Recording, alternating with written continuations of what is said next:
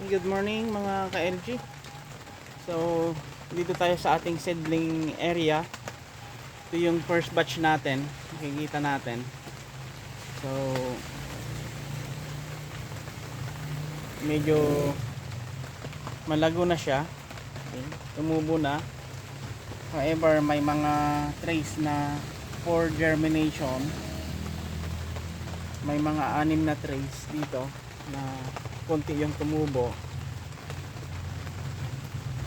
sa ating first batch. Compare dito sa ating second batch, ito naman yung ating second batch is mas mataas yung percentage ng germination niya. Ayan. And the same time yung third batch din, same lang sila sa second batch na germination. So ang pagkaiba talaga yung soil media na ginamit, magkaiba din sa first batch tsaka sa second batch. Second batch tsaka third batch parehas lang yung soil media, so doon lang nagka-diferensya. Okay, so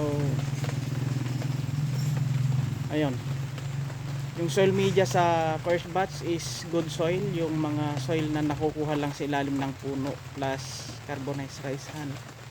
Then itong second batch vermicast at saka carbonized rice hull. So mas maganda yung vermicast na gagamitin compare doon sa good soil. Okay.